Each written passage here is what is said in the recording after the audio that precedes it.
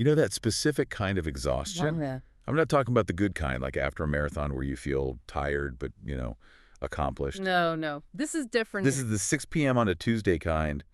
You've answered like 50 emails, Yeah. sat in 3 Zoom meetings, moved things from to do to done. You are sweating, you are grinding. A modern hustle. Right.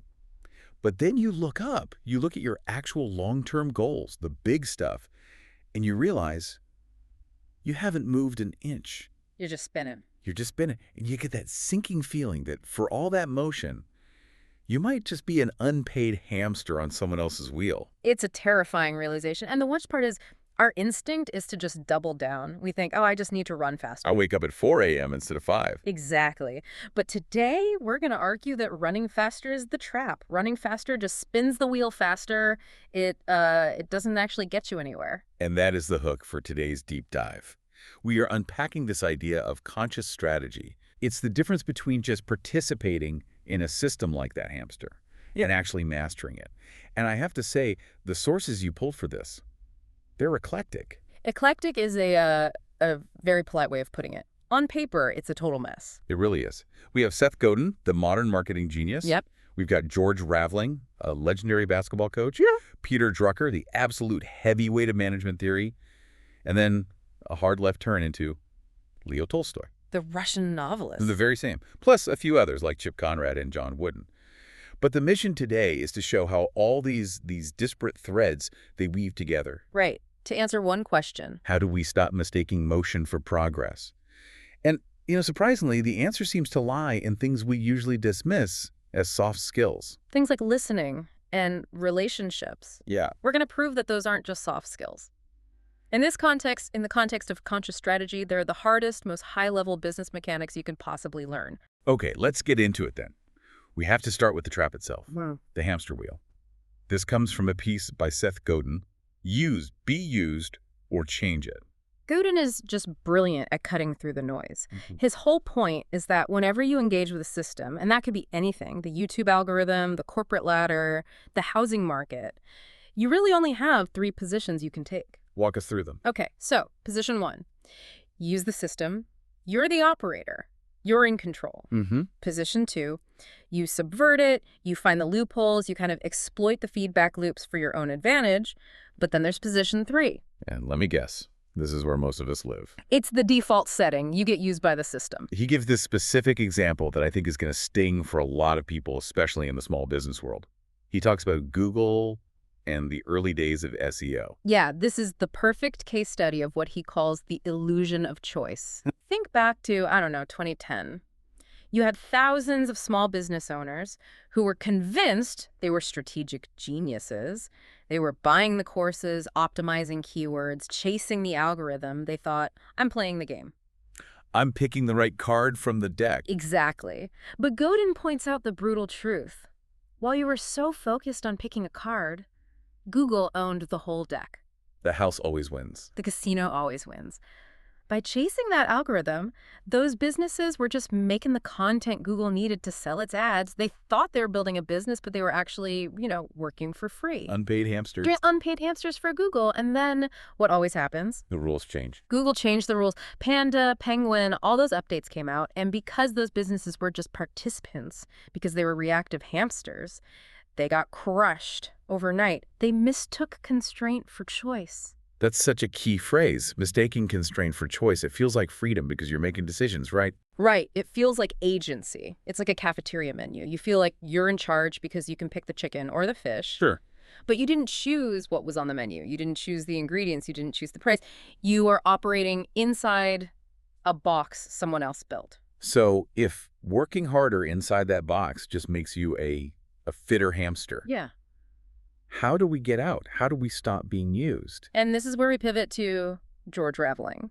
Now, Raveling is a Hall of Fame basketball coach, but his insight here is not about basketball. Okay.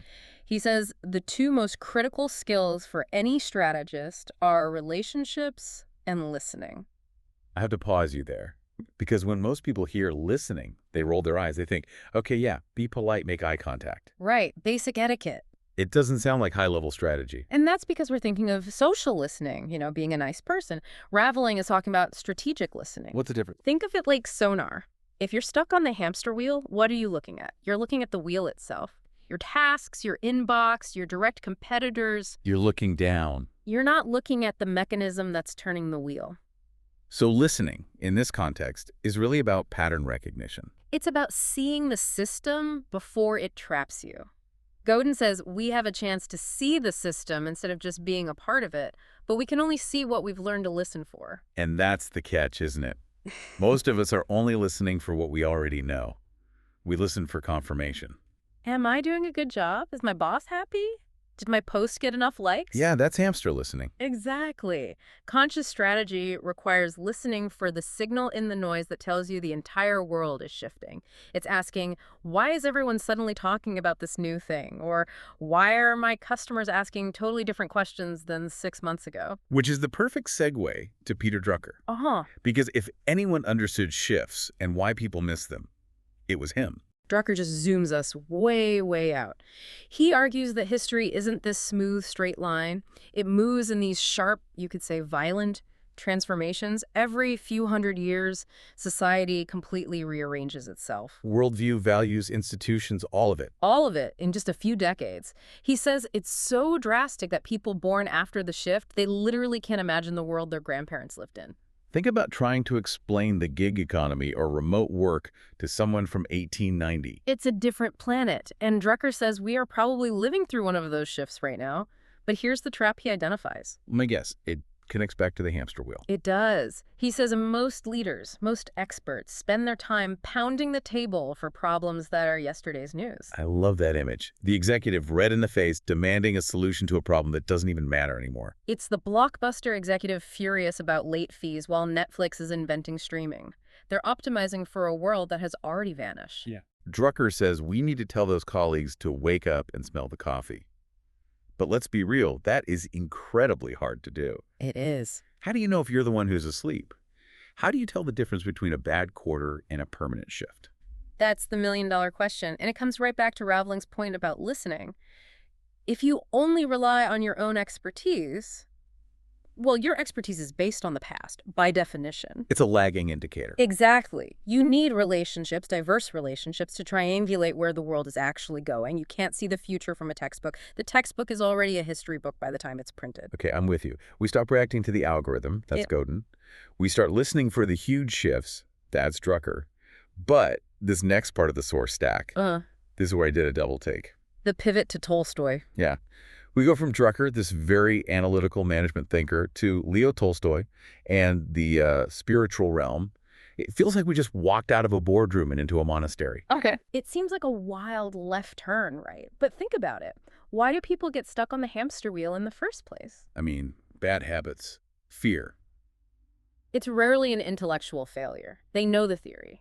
They know they should be building for the long term. It's an emotional failure. Failure of discipline, maybe? Even deeper. It's a failure of what Tolstoy calls spirit. We're looking at his calendar of wisdom.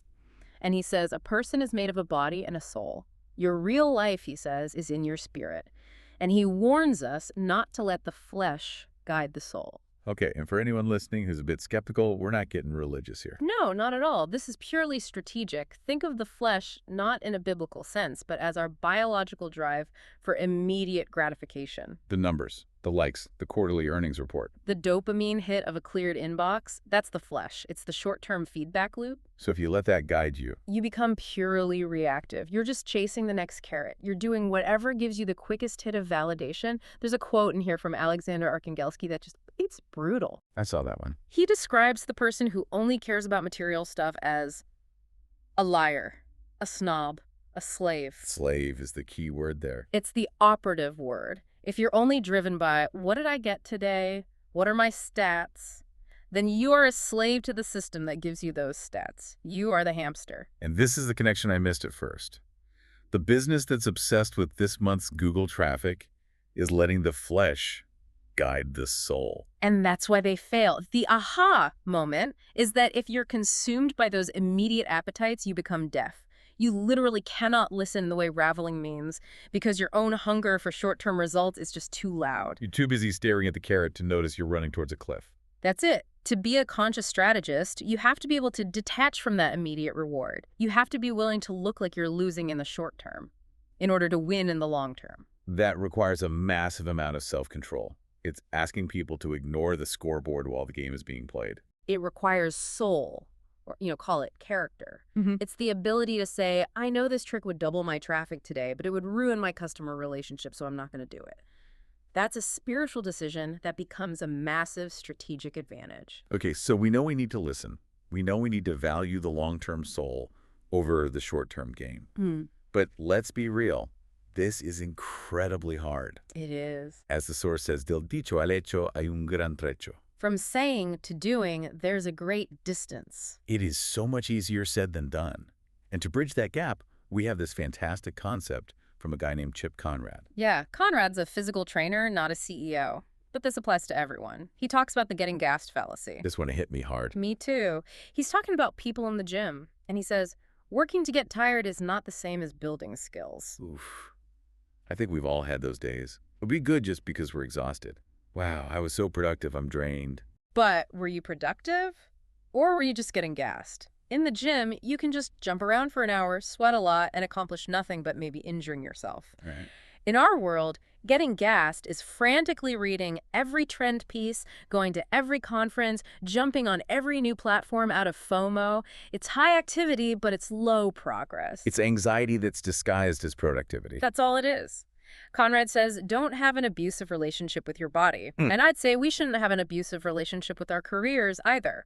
Real mastery takes patience. It's skill building over time, not just sweat. And interestingly, the sources seem to suggest a specific sequence for this. It's like a roadmap for getting off the wheel. It's an inward before outward path. This is so crucial. Most people try to fix the external problem first. I need a new strategy, a new app, a new hack. Yeah, a quick fix. But the sources say no. You have to start inside. Step 1 is what we heard from Tolstoy. Cultivate the soul. Get your values right so you aren't a slave to the numbers. Okay, step 2. Step 2 comes from St. Francis de Sales. Patience. But specifically, patience with yourself. You're not going to master this overnight. If you rush, you'll just end up getting gassed again. Right. You have to accept that building something real takes time. And then step 3 is gratitude and forgiveness. From Jonathan Lockwood Huey. And he makes a key point. Gratitude isn't about what you get, it's about how you receive it. It's a mindset shift. Yeah, from scarcity, I need more, to sufficiency. When you aren't desperate, you make much better decisions. You listen better. And only then, after all that inner work, only then do we get to step 4. William Carey, attempt great things. See, that's where most of us try to start, on day 1. Exactly. We jump straight to attempt great things without any foundation. And that's why we end up as hamsters. You can't attempt great things effectively until you have the consciousness to actually see the system clearly. It's like trying to build a skyscraper on a swamp. If you don't do the foundation work, the inner work, the whole thing just sinks. And the weight that sinks it is the pressure of the system. Without that foundation, the system just crushes you, and you go right back to being used by it. Which brings us to this idea of playing big. We have a quote from the famous UCLA coach, John Wooden. It's not how big you are, it's how big you play. This is so important for anyone who feels small in a big system. You know, a small business against Amazon or one employee in a huge company. Sure. Playing big doesn't mean having the most resources. What does it mean then? It means operating from choice, not from constraint. It means understanding the terrain so well through that deep listening that you can navigate it smarter than the giants. The giants are often the ones on the biggest hamster wheels of all.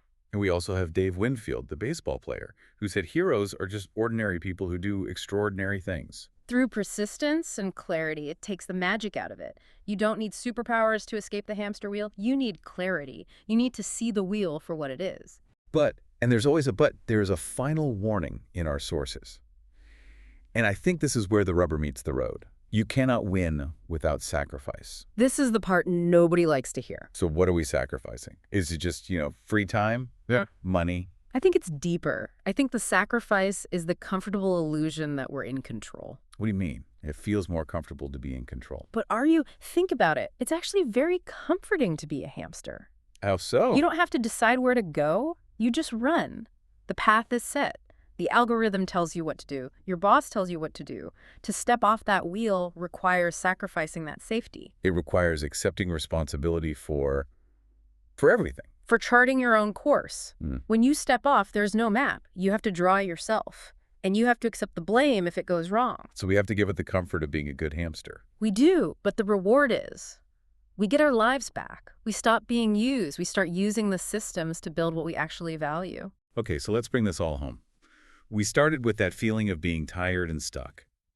We learned the way out isn't to run faster. No, running faster just spins the wheel faster. The way out is to develop this conscious strategy. It starts with stopping. It means listening to the whole world, not just your echo chamber, so you can see the big shifts coming. It means doing the inner work, the soul work, so you aren't easily bribed by the system's cheap rewards like clicks or bonuses. And it's realizing that activity is not the same as progress. Don't just get gassed. Build skills, build capacity. Don't just burn calories. I want to leave everyone with this one thought from the sources that I found really beautiful. It's from Peter Breinholt. He says, "Now here is the best of my days, but I don't really know it yet."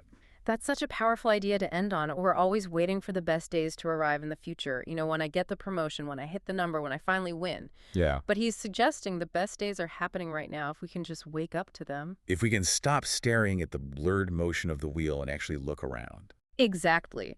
The system wants you focused on the future, so you'll keep running. Conscious strategy is about owning the present. So that's our challenge to you today. Are you waiting for the system to give you permission to have your best days? Or are you ready to wake up, listen to the world around you, and finally make a conscious choice? The wheel is always going to be there. The choice is whether you run on it or step off and build something of your own.